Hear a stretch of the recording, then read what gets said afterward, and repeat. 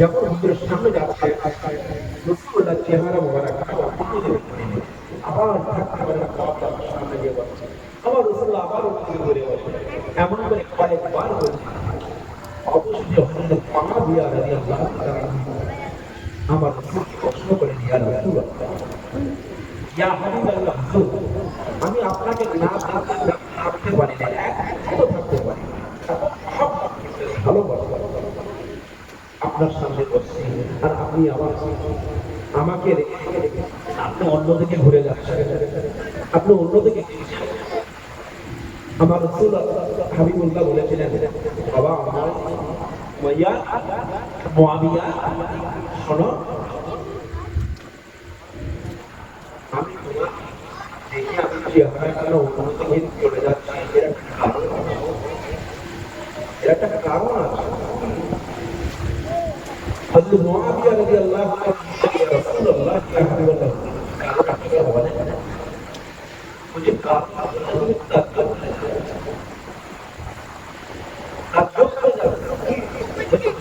কি গুস্তাখি করতে বলে কি করেছি আমি কি অন্যায় করেছি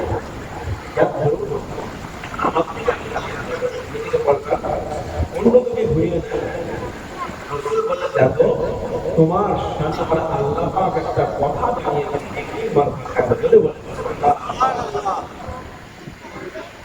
হযরত মুআবিয়া রাদিয়াল্লাহু তাআলা বললেন ইয়া রাসূলুল্লাহ ইয়া হাবিবাল্লাহ হুজুর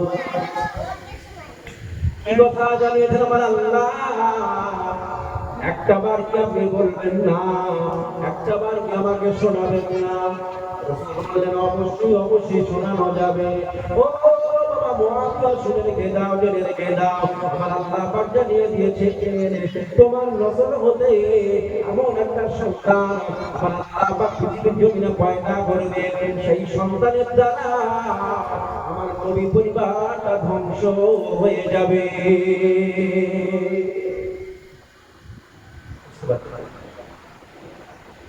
ও বাবা মুআবিয়া শুনে রেখে দাও আমার আল্লাহ পাক আল্লাহ তাআলা জানিয়ে দিয়েছে আমার রাসূল হতে তোমার ওরাস হতে আল্লাহ পাক আল্লাহ তাআলা একটা সন্তান দান করবে যে সন্তানটার নাম হবে ইয়াজিদ ইয়াজিদের চক্রান্তে আমার নবী পরিবারটা ধ্বংস হয়ে যাবে ওই সময় যখন মুআবিয়া রাদিয়াল্লাহু তাআলা আনহু জজ্জার করে কান্নাকাটি করলেন গুনাহগারি করলেন ইয়া রাসূলুল্লাহ ইয়া হাবিবাল্লাহ আপনার সম্মুখে আমি কথা দিলাম আমি বিয়ে করব না শাদী করব না বলবেন না বিয়ে করবে না শাদী করবে না হযরত মুআবিয়া রাদিয়াল্লাহু তাআলা আপনি বিয়ে শাদী করবেন বুঝতে পারছেন আমার মুআবিয়া রাদিয়াল্লাহু তাআলা যখন বিয়ে হয় তখন তার আগাম সংবাদ আল্লাহ পাক জানাচ্ছেন একবার জোরে চিল্লে বলা যাবে না সুবহানাল্লাহ চিল্লে বলেন সুবহানাল্লাহ জোরে বলেন আলহামদুলিল্লাহ নারী থেকে করে বাৎসরিক সালে সোয়া করে বাৎসরিক সালে সোয়া নারী থেকে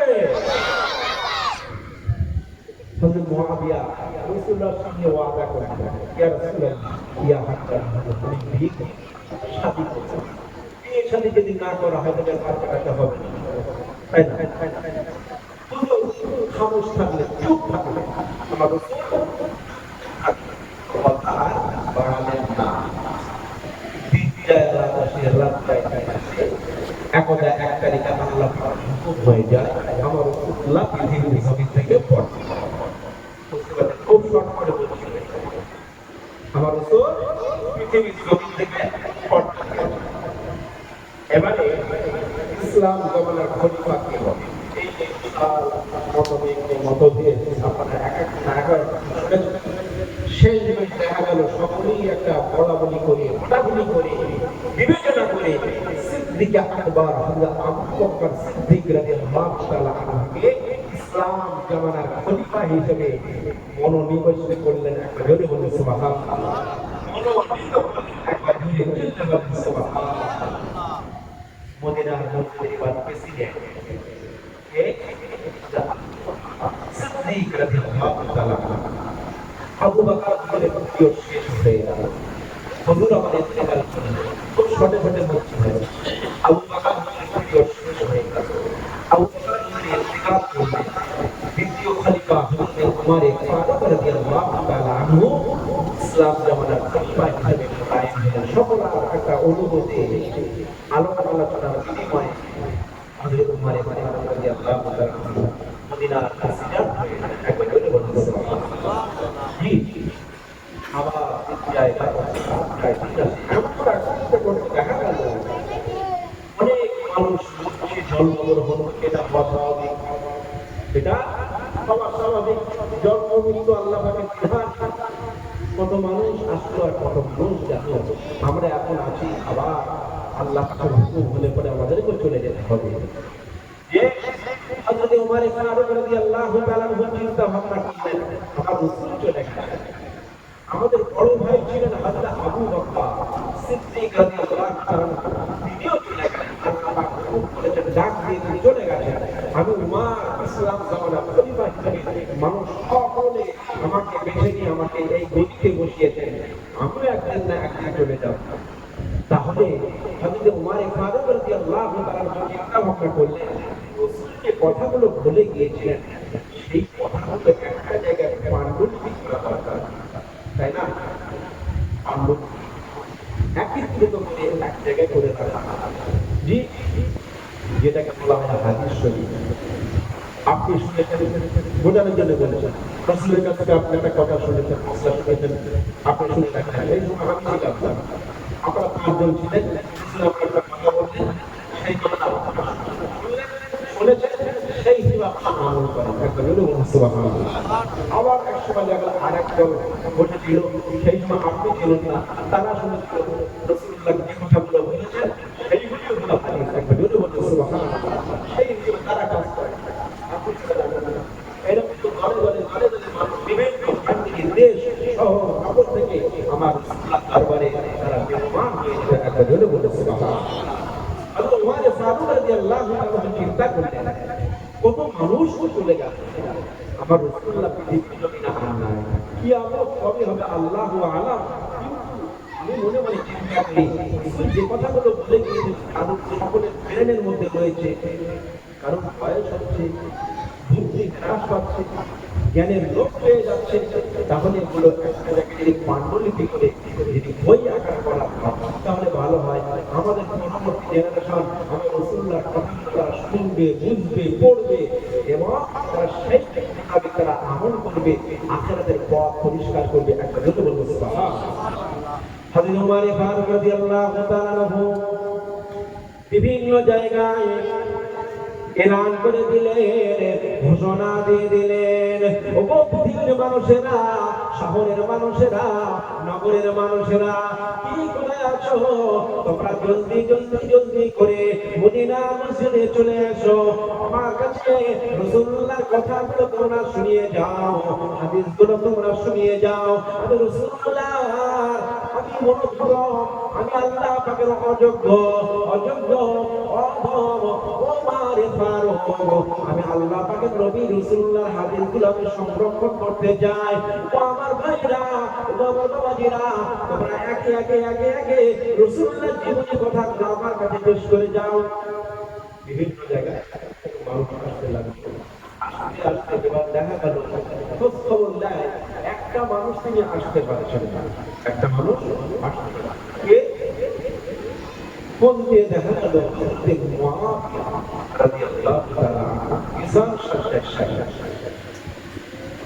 মরণের সঙ্গে পাঞ্জা কাটে, মরণ যন্ত্রণায় পাঞ্জা কাটে।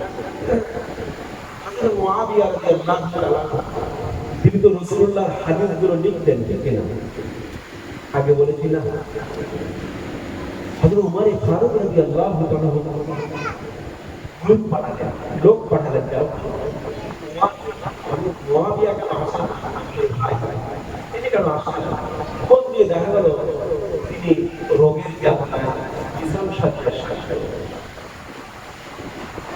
হযরত উমর ফারুক রাদিয়াল্লাহু তাআলা নিজে চলে গেলেন। রাসূলুল্লাহর হাদিস, রোগীদের সেবা করো, তাদেরকে দেখভাল করো,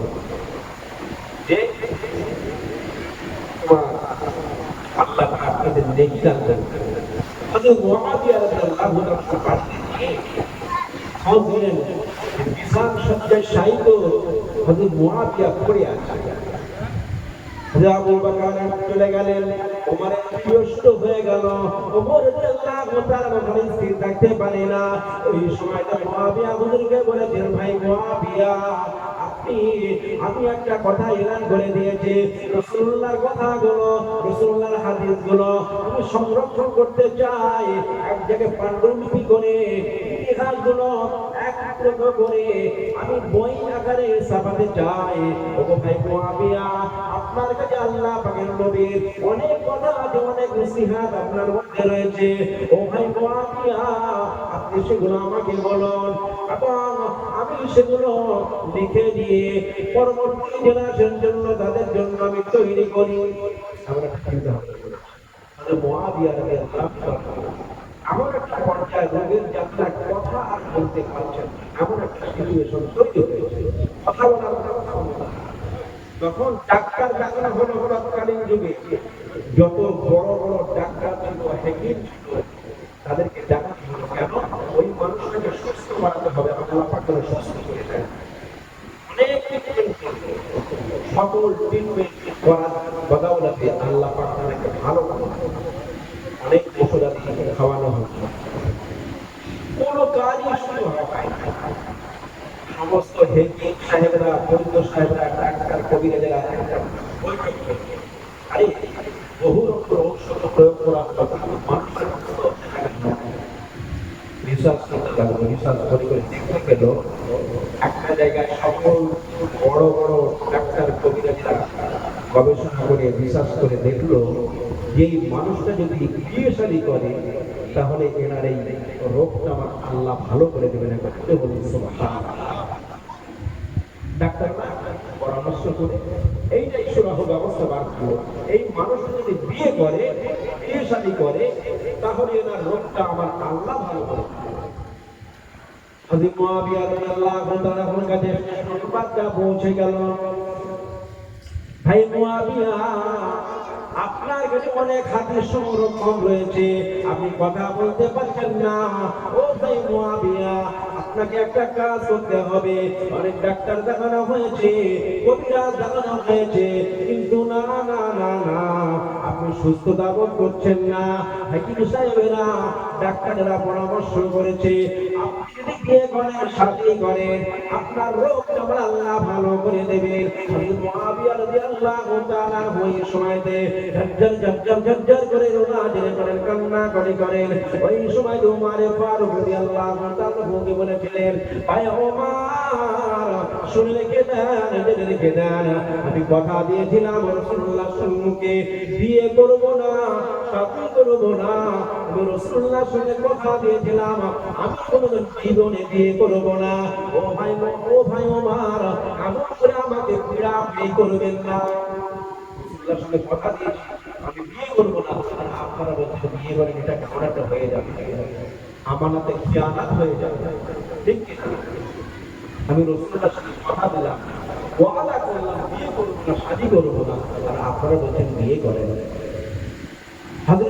হযরত ওমর ফারুক রাদিয়াল্লাহু তাআলা বলেছিলেন, ভাই মুআবিয়া, শুনে রেখে দেন, জেনে রেখে দেন, জেনে রেখে দেন, শুনে রেখে দেন, আল্লাহ পাকের নবীর একটা হাদিস যদি মানুষ আমল করে, একটা সুন্নতের উপরে যদি আমল করতে পারে, আমার আল্লাহ পাক আল্লাহ তাআলা ওই মানুষটাকে 100 শহীদের দরজা আল্লাহ পাক দান করেন। একবার জোরে চিল্লে বলেন সুবহানাল্লাহ, আর জোরে চিল্লে বলেন না সুবহানাল্লাহ।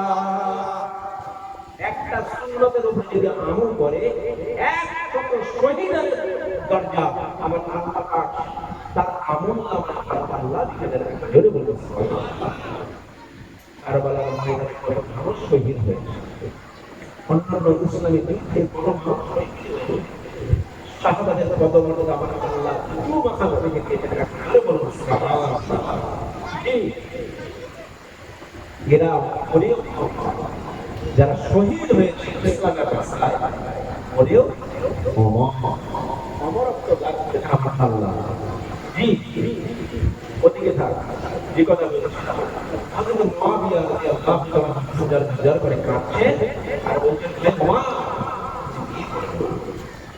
রাদিয়াল্লাহু তাআলা বললেন ভাই শোনেন আপনার কাছে বহু হাদিস আল্লাহ পাক আল্লাহ তাআলা আপনার ভিতরে রেখে দিয়েছেন আপনি শুনেছেন নিজে দিয়েছেন সেই হাদিসগুলো আমরা পাই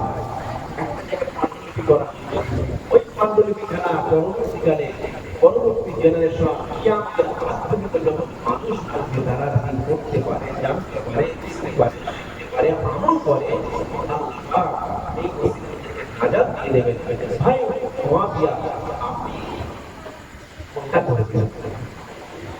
করবেন বিয়ে করে শাদী আপনার থেকে বহু আমরা পেয়ে যাবো জি সুস্থ হয়ে যাবে সুস্থ করে দেবেন আমার আল্লাহ পরবর্তী মানুষগুলো তারা নাজাত হয়ে যাবে একটা জোরে বলুন সুবহানাল্লাহ সকল মানুষের পীড়াপিড়িতে ধ্যান করুন হতে মুআবিয়া রাদিয়াল্লাহু তাআলা করলেন রাজি হয়ে গেলেন একটা জোরে দিতে পারেন সুবহানাল্লাহ কেন রাজি হয়ে গেলেন যে আমার থেকে একটা হাদিস শিখতে পারে কিয়ামতের আগ যত মানুষ আছে তার উপরে যদি টিকে থাকে সে আযাবে জাহান্নাম হতে নাজাত পেয়ে যাবে একটা জোরে দিল্লে বলুন সুবহানাল্লাহ এই শর্তে হযরত মুআবিয়া রাদিয়াল্লাহু তাআলা রাজি হয়ে বুড়ো বয়সে বিয়ে বুড়ো বয়সে বিয়ে জি বুড়ো বয়সে বিয়ে করা সুবাদে দেখা গেল আল্লাহ পাক তানা কসর হতে আল্লাহ পাক তার সন্তান করলেন যে সন্তানটার নাম ইয়াজিদ বোঝা গেল যে সন্তানের নাম হলো ইয়াজিদ এবার বাংলা কথা আপনারা বুঝতে পেরেছেন সেই একটু জোরে তো আমাদের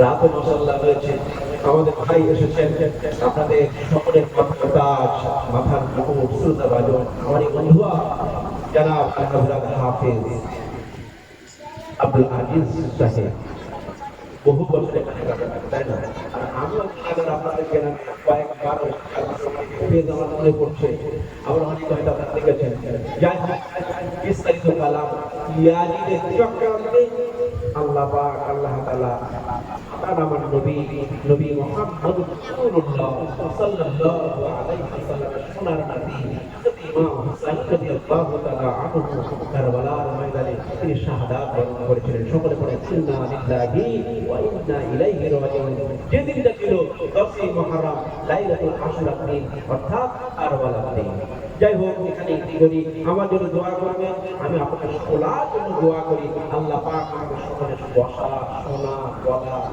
বোঝা তদপেক্ষা বেশি বেশি নেক আমাল করবার তৌফিক আমার আল্লাহ সকলে বলেন আল্লাহুম্মা আমিন বলে চিল্লে বলেন আল্লাহুম্মা আমিন দরবারে ইলাহিতে প্রার্থনা করি আমাদের সকলের জীবনের গুনাহগুলো আমার আল্লাহ পাক ক্ষমা করে দেন পাঞ্জাবের নামাজি বান্দা বান্দি আমার আল্লাহ কবুল করে নেন সকলে বলেন আল্লাহুম্মা আমিন আল্লাহ আমাদের প্রত্যেককে পূর্ণ হিদায়াত দান করেন সকলে বলেন আল্লাহুম্মা আমিন আমাদের যারা বিদায় নিয়ে আমাদের আব্বা আম্মা দাদা দাদি নানা নানি আমার দাদা এখানে বাড়ি এই বাজাহারা চলে গেছে সকলকে আল্লাহ পাক ক্ষমা করে দেন তাদের কবরগুলো রওজাতুল মিন রিয়াদিল জান্নাহ বানিয়ে দেন এই মেহমানকে কবুল করেন যারা দিচ্ছেন তাদের ব্যবসা বাণিজ্যে বাগ বাগিচা আল্লাহ পাক বরকত দান করেন সকলে বলেন আল্লাহুম্মা আমিন যারা রোগগ্রস্ত আছে বিমারগ্রস্ত আছে আমার অনেক ভাইয়েরা বাবাজিরা মায়েরা বোনেরা ছেলেরা বাচ্চারা আমার আল্লাহ পাক কোটি কোটি বিমার থেকে শিফায় কুল্লিয়ে নেন সকলে বলেন আল্লাহুম্মা আমিন মরণের সময়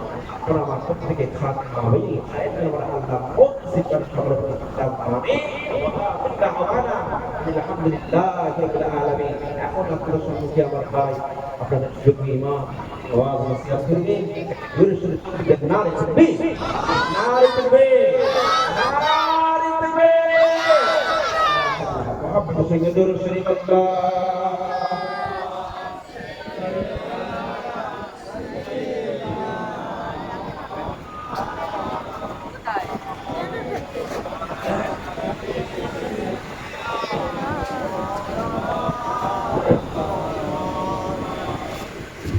সন্ধ্যা থেকে এ পর্যন্ত আপনার আলোচনা শুনেছেন আলহামদুলিল্লাহ।